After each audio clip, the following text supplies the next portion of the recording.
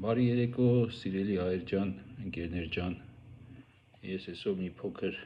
ձեր հետ կկիսվեմ իմ վերլուծությունների կախված 2015 թվականից 14 թվականից առայժմ այսօր միայն մինչև 2016 թվականի քարոզիա պատերազմը եւ հետո կշարունակեմ նաեւ թե ինչ եմ կարծում ինչպես եղավ 2020 թվականին ուրիշների նման չնայած բանակի հետ լինելով երկար տարիներ ես ինձ երբեք չեմ հռչակել ռազմական փորձագետ կամ որևէ փորձագետ ես ուղղակի որպես հայ մարդ իմ աչքով տեսածի իմ ականջով լսածի եւ շատ փաստերի վրա հիմնված քանի որ գործի բերումով շփվել եմ բավականին շատ ահռելի քանակի զինվորականների, զինվորից սկսած մինչև գեներալներ ներկա եմ եղել շատ դեպքերի ժամանակ եւ այս ամենը ինչ ես կասեմ, սա իմ վերլուծությունն է։ Կխնդրեմ հասկանալով մոտենալ, ես այն տեսակից չեմ, որ կարծում եմ, որ ես անսխալական եմ, սա նորից եմ ասում, իմ կարծիքն է եւ իմ վերլուծությունները եւ ինչպես ցանկացած մարդ կարող եմ որոշ հարցերում նաև սխալվել, եթե ոչ ամբողջությամբ, քանի որ մարդը անսխալական չի։ Ուրեմն 2016 թվականի ապրիլի 1 գիշերը թշնամին ուրեմն ինչ որ փաստեր, որ ես կասեմ, որոշ մարդկանց համար նորություն կլինի, բայց քանի որ այդ ամենի բոլորը չեն զոհվել, բոլորը չեն մահացել, բավականին շատ վկաներ կան եւ այս ամեն ինչը իրականում չգիտեմ, ինչ աստիճանի են մարդկանց վախեցրել, որ շատ դեպքերում նույնիսկ վախենում են այդ մասին խոսել։ Մինչև 2016 թիվը 2015 թվականին 2014-ի օգոստոսից սկսած, երբ որ իրավիճակը սկսեց լարվել սահմաններում, իսկ 2015-ին արդեն ինտենսիվ իմ նկարագրությամբ եւ շատ զինվորականների նկարագրությամբ գիշերային պատերազմ էր տեղի ունենում։ Սկզբից սովորական դրամաչափի զենքերով սկսեցին, հետո գնալով դրամաչափը մեծացավ, հետո անցան ուրեմն նռնականետների, հետո անցան արդեն մեծ կալիբրի մինամյոտների, նույնիսկ այդ ընթացքում կրակվել է եւ տանկից, կրակվել է եւ D-30 եւ մնացած տեսակի ուրեմն զինատեսակներից։ Իհարկե են ամենամեծ զինատեսակները եւ այն ժամանակ 15 թվականի մասին է խոսքը, այն ժամանակ դեռ այսպես կոչված բեսպիլոտնիկներ չէին օգտագործվում, ես կասեի հակառակը, եթե մարդիկ կարծում են, որ այսինքն հակառակը մենք նույնիսկ սկսել էինք օգտագործել, մեր զինվորականները սկսել էին օգտագործել, մեր հատուկ ջոկատայինները սկսել էին օգտագործել ինքնաշեն ուրեմն այսպես կոչված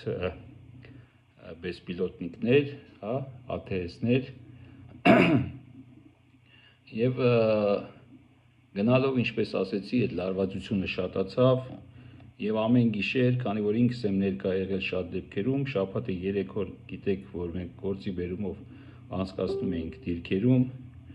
մենք տեսնում ենք, որ գիշերը շատ դիրքերում, համարյա ամբողջ երկայնքով մեկ տղաները ուղակի բառից բուն իմաստով պատերազմի մեջ էին։ Այն քանակի ուրեմն մինամյոտներ եւ կրակահերթեր եւ տարբեր տեսակի դիվերսիաներ, որ տեղի էր ունենում այդ 15 թվականին, գիշերները մանավանդ, գիշերային ժամերի, դա բառից բուն իմաստով պատերազմ էր, ուղղակի հետևակը դիվերսիոն խմբերից բացի չէր անցնում այսպես կոչված պալնամասշտաբնի հարձակման, հա, մեկ-մեկ որ ռուսերեն բառեր եմ զինվորական բանում օգտագործում, դա բանակում ընդունված բառեր են, կներեք։ Ինչևէ, ինչ էր տեղի ունենում։ Մեր այդ սովորական ժամկետային զինվորները փաստորեն երկար ժամանակ 14-15 թվականին լինելով ամեն երեկո այդ պատերազմական իրավիճակում այնքան էին արդեն վարժվել եւ այդ պայթուններին, եւ այդ կրակոցներին, եւ ընդհանրապես պատերազմում գիտեք, պատերազմ գնացած տղերքը գիտեն, որ առաջի օրը վախենալու է, երկրորդ օրը մի քիչ արդեն ուրիշ է, իսկ երրորդ օրը արդեն դա դառնում է այնքան սովորական, որ կարծես թե ամբողջ կյանքը դրա մեջ ես եղել, եւ եթե առաջի օրը ամեն թրխկոցից գլուխդ միգուցե ցածրացնում էիր, հետո արդեն լրիվ ուրիշ է պատկերը պատերազմի ժամանակ։ Մեր ժամկետային զինծառայողները եւ նաեւ սպայական կազմը փաստորեն 15 թվականի ամբողջ ընթացքում եւ 16 թվականի սկզբում բառից բուն իմաստով պատերազմի մեջ լինելով ոչ միայն մարզվել էին, ոչ միայն սովորել էին այդ իրավիճակին, ոչ մի տեսակի պայթուն, կրակահերթ կամ նույնիսկ հարձակում նրանց այլևս չէր վախեցնում։ Ես մի օրինակ կպատմեմ, երբ որ շատ ուժեղ իմ ընկերներից մեկի հետ, շատ ուժեղ եւ սպորտսմեն եւ ամեն ինչով, ոգով, ամեն ինչով ուժեղ մի տղաներից, ընկերներից մեկի հետ առաջի անգամ գնացինք դիրքեր, այս օրինակի ինչի համար եմ բերում, որ հետո կասեմ ինչ եմ այս համատությունը անում։ Այս տղան շատ ուժեղ էր եւ մարտարվեստներում եւ ամեն ինչում շատ լավ տղա էր, հայրեն ասել լավ տղա, բայց բանակում չէր ծառայել եւ օրինական չէր ծառայել, ոչ թե ինչ որ փախել էր կամ եսի ինչ, հետս խնդրեց, որպեսզի գա դիրքեր։ Այդ օրը մենք գնացինք դիրքեր հայտնի Մարտունի 3-ի դիրքերից մեկում, երբ որ ճշտեցի, որ հրամանատարը 50-ը գտնվում է դիրքերում եւ այնտեղ շատ թեժ իրավիճակ է, անմիջապես մեկնեցինք նրա մոտ։ Հենց հասանք տեղ, մեքենայից իջանք, անմիջապես մեր կողքը մի քանի հատ ուրեմն մինամյոտ պայթեց եւ այս հետս եկած տղան ուղակի քարացավ, մնաց տեղում կանգնած, քարացավ, բառից բուն իմաստով, արձանի նման։ Ոչ կարում էր խոսալ, ոչ կարում էր շարժվել, ոչ կարում էր ուրեմն քարացավ մնաց։ Մեքենայից իջել էր, քայլում էր դեպի դիրքը, անսպասել էր իր համար, ինքը դե կռիվը այդպես չէր պատկերացնում, կռիվը պատկերացնում էր, որ այդտեղ ուրեմն այդ կանտովկեն մեզ պահում է եւ այլն, երբ որ տեսավ, որ երկնքից ուղակի մահը թափվում է ներքև, այդ վախից նա ուղակի քարացավ։ Ինչի այս համատությունը արեցի, որ հասկանաք, որ պատերով չտեսած, կռիվ չտեսած, կրակոց պայթուն չլսած մարդը ինչքան էլ ուժեղ լինի, սկզբնական շրջանում հայտնվելով նման իրավիճակում կարող է ապրել սարսափելի վախ եւ դա բոլորի հետ կարող է պատահել։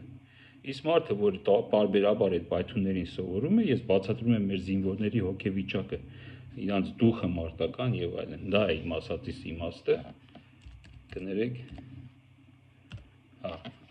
Եվ ուրեմն այդտեղ իհարկե իրան հրամանատարի 50-ի ուրեմն հրահանգով արագ հեռացրեցին, ուղղակի գրկեցին, հետ մցրեցին, եկան հեռացեցին, մնացի ես, ուրեմն վարորդը այդ իմ ընկերը եւ օպերատորը հեռացան, ես մնացի 50-ի հետ։ Արդեն մնացած կարևոր չէ, դեպքերը չեմ պատմում նրա համար, թե ինչ եղավ հետո, ես այդ մարդու հոգեվիճակն եմ պատմում, որպեսզի համեմատեմ այն զինվորականների հետ, այն ժամկետային ծառայողների հետ, որոնք որ արդեն, ինչպես ասացի, 15, 14, 15 թվականին կոփվել էին, սովորել էին եւ պայթուններին, եւ կրակոցներին, եւ ընդհանրապես պատերազմական այդ իրավիճակին։ Դա չէին հաշվարկել այն մարդիկ, ովքեր որ 16 թվականին իմ կարծիքով որոշել էին անեն, ինչը որ չստացվեց, իրենց ուրեմն հանցագործությունը, որ գործում են, այսպիսի տերմին կա, որ իրենից անկախ հանցագործությունը չի հասցրել ավարտին, չէ՞։ Իմ կարծիքով 16 թվականին նույն սցենարն էր մշակված, շատ ավելի արագ, բլիցկրիգ եք ասում, ինչ եք ասում, այդպես որ պետքա տեղի ունենար, որից հետո պետք է մատուցվեր, որ այդ 5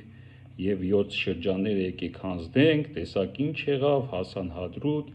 հասան ուրեմն Ակնա, հասան Մարտակերտ համարյա եւ ճեղքման ուղիները, ինչպես հիշում եք, համարյա նույնն է եղել, կրկին Մատաղիսի Թալիշի կողմից, Ջրականի կողմից եւ իհարկե ամենակարևոր ուղղությունը Ակնայի կողմից, որ պետքա մոտենային Ստեփանակերտին, պետք է կանգներ, այո, պատերազմում պետք է կանգներ, ինչ որ հատվածում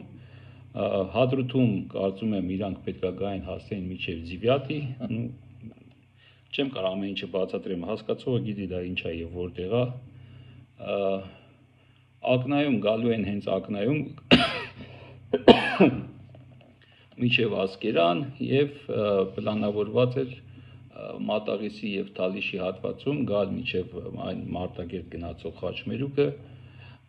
եւ իհարկե շրջապատման մեջ էր մնալու մեր սիրելի եղնիկները։ Ինչևէ դա չստացվեց։ Ինչի հաշվին չստացվեց հենց այդ տղաների, հենց այդ ուրեմն սովորական զինվորների, ժամկետային զինծառայողների այդ պատերազմով կոփված, ուրեմն քարացած, բնդացած այդ տղերքի գիտեք, որ 16 թվականին նույն ազգի, կարծես թե ընդամենը մի սերունդ էս կողմ, ինչպես կարող է մեծ այդպիսի տարբերություն լինի, որ ասում են 20 թվականին բոլորը փախնում էին, իսկ այ 16 թվականին ոչ մի դասալիկ չունեցան, ոչ մի դասալիկ։ Այն դասալիկությունը, որ ես ինքս տեսել եմ, 100 անգամ ասել եմ այս առողջական վիճակից ելնելով 20 թվականին ես ուրեմն առաջնագծում չեմ եղել, հաց ենք թխել մենք,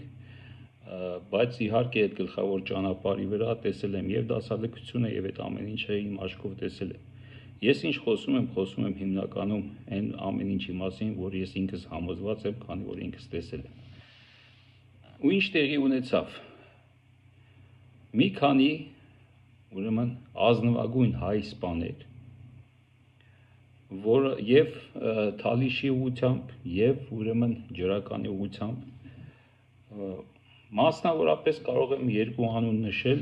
որոնք որ մեծ դերակատարում ունեցան այդ ադրբեջանական այդ բլիցկրիգը կանգնացնելու ուրեմն եւ այդ մշակված պլանը հանձնելու թույլ չտվեցին այդ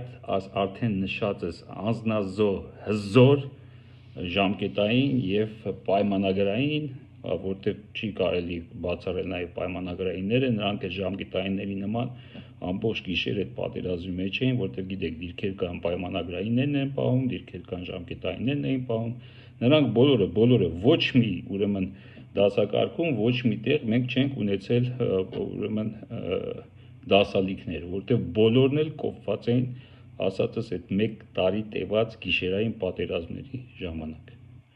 Եվ մի քանի սպաներ իրենց ձեռքը վերցնելով հրամանատարությունը, կապի խնդիրը մենք միշտ էլ ունեցել ենք, առաջին պատերազմում մենք հաղթել ենք նաև, քանի որ մեր կապի միջոցները, հայտնի ալինկոները, որը որ գերազանցում էր Ադրբեջանի ունեցած կապի միջոցներին։ Կապը շատ ամենակարևոր ուրեմն բաներից մեկն է պատերազմի ժամանակ։ Եթե ունես ապահով եւ նադյոժնի, կապի միջոցներ, ապա դա ավելի լավ է շատ դեպքերում, քան թե ասենք տոննաներով զենք ունենաս ծերդ։ Կապի միջոցները շատ օգտակար են։ Եվ 16 թվականի եւ մանավանդ 20 թվականին խայտարակ վիճակ էր կապի ոլորտում։ Դա փաստ է, որ ես դա ինձանից չեմ հորինում, դա փաստ է, կարող եք հարցնել ցանկացած զինվորականի եւ ձեզ կասեն այդ մասին։ Բջջային հեռախոսներով եւ կապի այն միջոցները, որ թուրքերը շատ հանգիստ լսում էին, իհարկե պատերազմ վարելը դա ուղղակի ծիծաղելի է։ Ինչևէ 16 թվականի այդ մարտական ոգին, որ մեր տղաները ունեին եւ այդ ուրեմն մի քանի սպաները, օրինակ ես կբերեմ երկուսը, բայց երկուսը չեն եղել, 3-ին կբերեմ, օրինակ Ուրֆանյանը, օրինակ Քյոխը մեր սիրելի, օրինակ Չոլկեն, ես ինչի եմ օգտագործում իրանց այսպես ասած պասիվնոյները, ոչ թե նրա համար, որ ինչ որ որտեղ մարդկանց մոտ ընդունված է այդ անունները, որ մի անգամից ճանաչեն, կարող է ազգանուններով ասեմ Կարեն Ջալավյան, կամ ասեմ Արայիկ Մելքոնյան, ոչ մեկ չճանաչի։ Հարավային հատվածում ուրեմն հենց ուրեմն Չոլկեն իր եղբոր որդու հետ ուրեմն կենտրոնական շրջանում Ակնայի ուղությամբ, Մարտակերտի ուղությամբ ուրեմն Ուրֆանյանի այդ տղաները Ուրֆանյանի հետ մի գլխավորությամբ Եվ արդեն ինքս ականատես եմ եղել, տեսել եմ, դա ուրիշի պատմածը չեմ ասում, ուրիշից լսածը չեմ ասում, եւ կան տեսանյութեր, որտեղ ես գիշերով գնում ենք եւ իջեցնում ենք ադրբեջանական, ուրեմն ադրբեջանական զինուժից խլած կարևոր նյութերը հենց քյոխի, ուրեմն քյոխի ձեռք բերած այդ կարևոր միջոցները, որը օգտագործեցին հետագայում ադրբեջանցիներին ճնշելու համար։ Չեմ մանրանում ամեն ինչի մեջ, մի խոսքով, ինչ եղավ։ Քյոխը, Չոլքեն, Ուրֆանյանը, նրանք ուրեմն չսպասելով իրենց, որ պետք է ինչ-որ մեկը հրաման տա, որ ինչ-որ մեկը պետք է ասի, նրանք ուղղակի նետվեցին մարտի դաշտ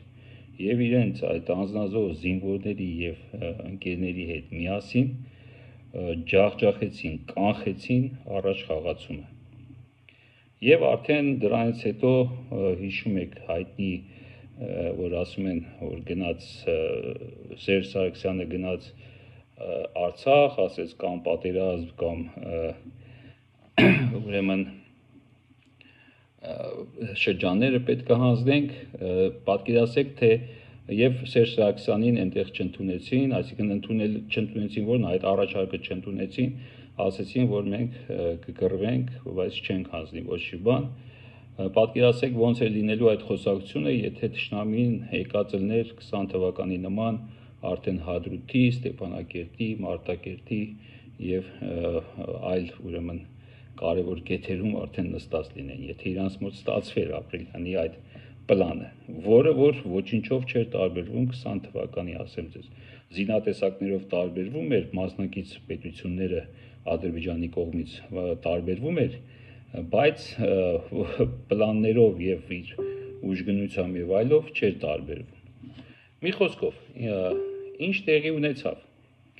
Օրինակ, որ քյոխը մտավ, քյոխը ոչ Թալիշում էր ծառայում այդ ժամանակ, ոչ էլ ծառայում էր ուրեմն եղնիկներում։ Այսօր այս սրիկաների, լրատվամիջոցների եւ ուրեմն մարտի դաշտից փախածները, գիտեք, ինչպես են կոպիտ ժողովրդական բառով ասած, կուճկվում իրար գլխի, ասենք 4-5 հոգի մարտից փախնում են եւ որպեսզի իրենք պայմանավորում են իր այդ, որ ոչ մեկ չիմանա, որ փախել ենք, եւ ինչպես որ հայտնի ասացվածքում կա, առաջինը գողին մատնանշում է, ասում է բռնեք գողին, հենց գողը։ Եվ արդեն սկսում են հեքիաթներ ու պատմություններ հորինել մարդկանց մասին, քանի որ մեզ այս իրավիճակին հասցնելու համար պետք էր ուրեմն բարոյազրկել բոլոր հեղինակություններին, բոլոր հզոր հրամանատարներին, զինվորներին, մի խոսքով չթողել ոչ մի հերոս, ոչ մի ուրեմն ավտորիտետ, այսպես ասենք, հա, էլի ժողովրդական լեզվով, որը որ վայելում է ինչ-որ մի քանակի մարդկանց ուրեմն հարգանքը եւ որոնք պատրաստ են այդ մարդու կոչով նորից դուրս գալ, զենքը ձեռքին կանգնել եւ ազատագրել երկիրը։ Հիմա էլ այդ ուրեմն տարբեր տեսակի այդ սատելիտները, սրանց բերողների եւ սրանց ինչ են անում, եթե որևէ մեկը կա, նրա մասին ուրեմն այդ հեքիաթները պատմում են առանց որևէ կարևոր չի որ որևէ փաստ ներկայացնեն, խեղաթյուրում են ուրեմն իրադարձությունները, տեղի ունեցած ու բացարձակ սուտը, որ մի քանի անգամ սուտը ասում ես, որ մարդկանց համար իրականություն է դառնում, տարածելով արժեզրկում են բոլոր այն մարդկանց, ովքեր ունեն հետևորդներ, թողնելով միայն հավաքելով իրենց այդ սատելիտների, իրենց այդ հաճացող շների եւ այլի շուրջը, այդ բարոյազուրկների շուրջը այն մասային, որը ուղղակի սիրում է լսել ուրիշի մասին միայն վատը։ Եվ իրենց այդ ճղճի էությունը դրանով է միայն, այսպես ասած, սփոփվում, հա, ինքը ճղճիմ լինելով, որևէ մեկի մասին, որը հարգանք ունի, լսում է վատ բան, եւ դրանից ինքը ուղղակի լավ ազգում եւ չի թաքցնում իր այդ ճղճին վիճակը, մի քանի հայհոյանքներ ինքն է ավելացնում ու չի ասում, որ ինքը իր կնոջ կամ իրենց բազկաթոռի տակ թաքնվել եւ երբեք սկի ոչ միայն պատերազմ Արցախել չի գնացել։ Ինչևէ, ինչ տեղի ունեցավ Ուրֆանյանի նախ ասեմ, որ սկսենք 116-ից ես մի քանի անգամ խոսացել եմ այս մասին, քանի որ պատերազմից անմիջապես հետո ես կարողացա գնալ 116 դիրք եւ զրուցել ողջ մնացած 3 զինվորներից երկուսի հետ։ Եվ ձայնագրել եմ ես այդ խոսակցությունը, կա իմ մոտ, մի երկու անգամ էլ դրել եմ, տեսել եք։ Եվ այն պատմությունը, որ նրանք պատմեցին, ականատեսները, ասենք, ականատեսներին չենք լսում։ Ու նույն Նիկոլի թիմում հետագայում շատ լավ աշխատած մի լրագրող ինչ որ մեկի գրած այդ սուրբ պատմությունը, հա, այս դիրքը վերցնողի, ուրեմն այս դիրքը հանձնողի մերը այս կոմենկոմ այդ սուրբ պատմությունը, որ ինչ որ լրագրող ուղակի հորինել գրել էր Facebook-յան իր էջում, դարձեցին իրականություն եւ մատուցեցին մեզ որպես Ռոբերտ Աբաջյանի հերոսություն եւ ես մի քանի անգամ պատմել եմ իրականությունը, որտեղ Ռոբերտ Աբաջյանի կատարածը ոչ թե այդ հորինված պատմություն, այլ շատ ավելի հզոր, շատ ավելի մեծ զոհաբերություն նա արել եւ մեծ հերոսություն ցուցաբերել եւ այո արժանի էր նա ոչ միայն Արցախի, այլ նաեւ Հայաստանի հերոսի կոչման եւ բոլորը Ուրֆայնանից բռնած այնտեղ զոհված 4 մեր հայորդիները եւ մեր եզդի եղբայրը նրանք պետքա այո իրենց գործած ուրեմն հերոսության համար միայն պատկերացեք որ գիշերը արդեն երեկոյան ժամը 11-12-ից այնտեղ սկսվել է հարձակում եւ մինչեւ առավոտյան 6:30 եղել է 3 հզոր հարձակում եւ այդ տղաները 7 հոգով 3 անգամ հետ են, այսինքն 2 անգամ լրիվ հետ են մղել եւ նրանց վրա նորից են հարձակվել արդեն 3-րդ անգամ երբ որ նրանց մոտ ուրեմն զինմթերքը ավարտվել է վերջացել է նրանք ուրեմն դիրքը մի քանի րոպեով ասեմ թե ժամով ասեմ թուրքը ներխուժել է այդ դիրք եւ հետո իհարկե դիրքը նորից ազատագրվել է եւ այդ ազատագրվելու պատմությունն էլ լրիվ խեղաթյուրված ասեմ ձեզ այդ հեքիաթները ինչպես առաջին պատերազմի ժամանակ ինչպես բոլոր պատերազմների ժամանակ այդ հեքիաթները հորինում են այդ հեքիաթասացները չնայած նորից եմ ասում իրական պատմությունը շատ ավելի հերոսական եւ շատ ավելի հզոր է նախ ինչի դա հորինվեց ինչի կարծում եմ ուրեմն հերոսի կոչում տրվեց Ռոբերտ Աբաջյանին շատ շտապ նորից եմ ասում նա այն ինչ որ ինքը արել է այնտեղ իրական պատմությունը որ կա իմ էջերում փնտրեք գտեք վիդեոով ես դրել եմ եւ ականատեսների պատմություններով շատ ավելի մեծ հերոսություն է արել նա եւ ինչպես ասեցի արժանի է նաեւ Հայաստանի ընդհանուր ուրեմն հերոսի կոչման բայց ինչու այդ խեղաթյուրված պատմությունը ինչի այդ սուտ պատմությունը եւ ինչու այդքան արագ զինվորին սովորական շարքայինին հերոսի կոչում են տալիս միգուցե սա արդեն իմ ասում եմ իմ կարծիքը միգուցե նրա համար որպեսի իրական պատմությունը որ ասեն տեսեք զինվորին հերոս են տալիս սովորական ժամկետային զինծառայողին հերոս են տալի ինչ եք ուզում եւ չխորանան եւ չհարցնեն թե ոնց եղավ որ ժամը 11-ից այդ 7 տղաները կռվում էին մինչեւ առավոտվա 6:30 եւ մի հոգի նրանց օգնության չի ասել ով է հրաման տվել որ նրանց չօգնեն ով է նրանց թողել միայնակ թշնամու զորքի գումարտակի դիմաց տեխնիկայով հարձակման դիմաց դա դիվերսիա չի եղել 3 անգամ հզոր հարձակում ա եղել եւ ինչու ժամը 11-ից մինչեւ առավոտվա 6:30 այդ տղաներին մի հոգի օգնության չի հասել ում հրամանով ում կարգադրությամբ միգուցե դրա համար էլ հենց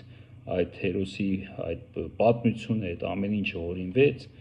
որպեսզի այդ հարցերը չառաջանան թեկուզ հենց հերոսների ծնողների մոտ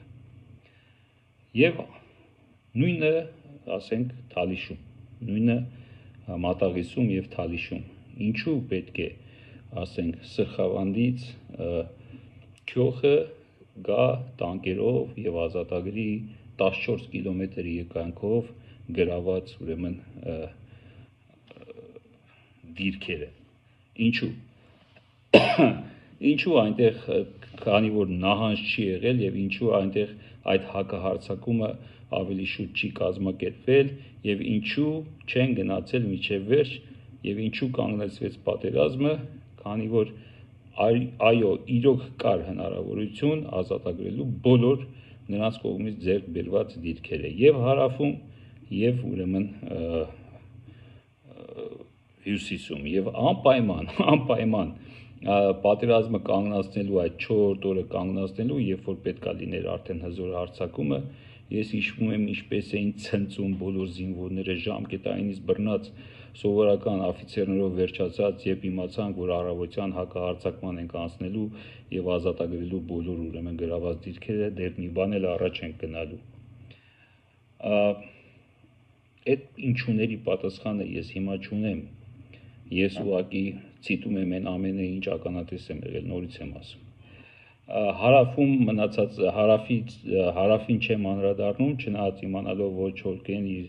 եղբորորդու եւ մի քանի այդպես հերոս տղաների հետ գնում են,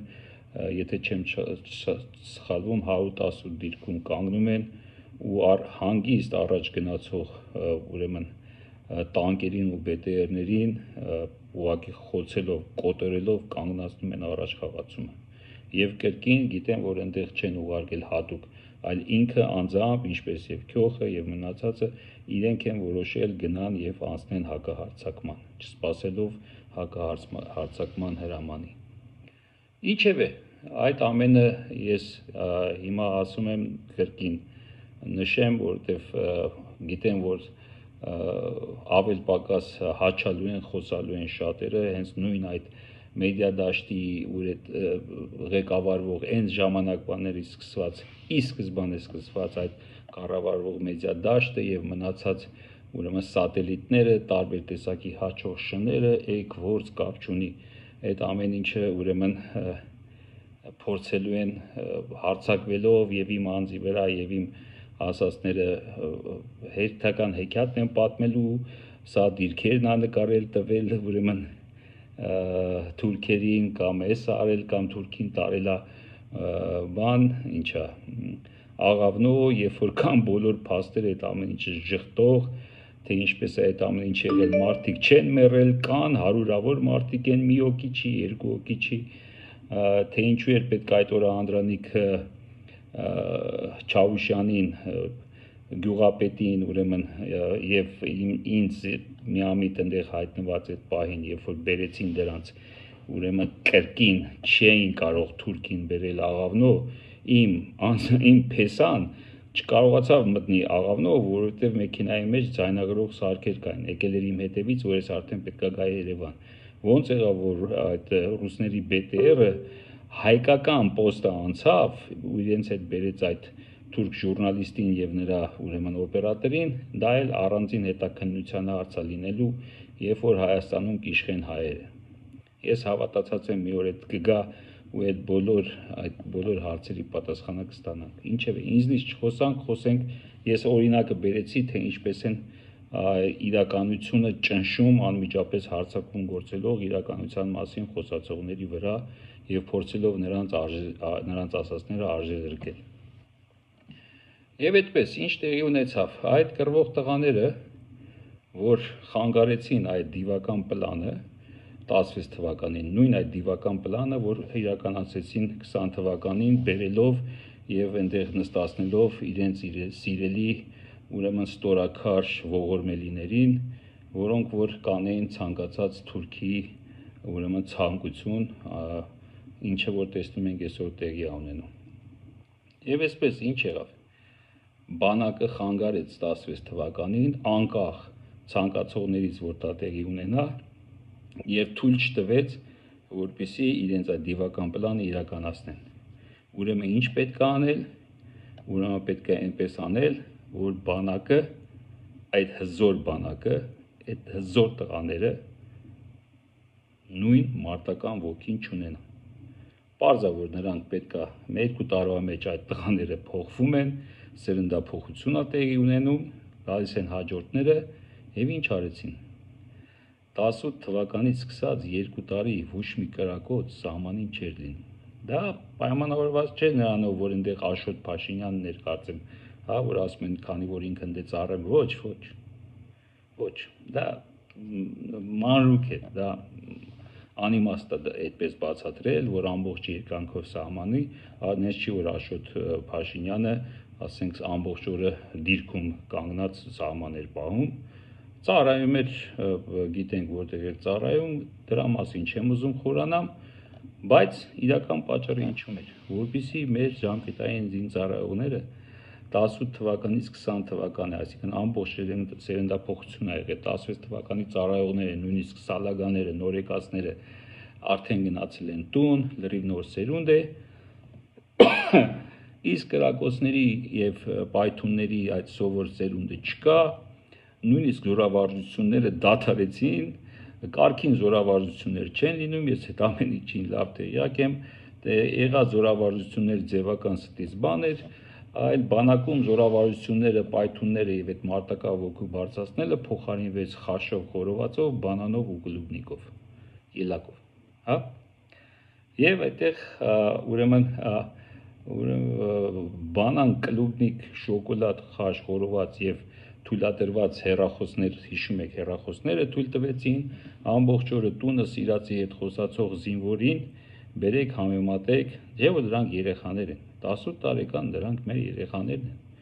եւ ինչպես որ դու երեխաներին պատրաստում ես, այնպեսին էլ նրանք դառնում են, կռվի մարտական իրավիճակին,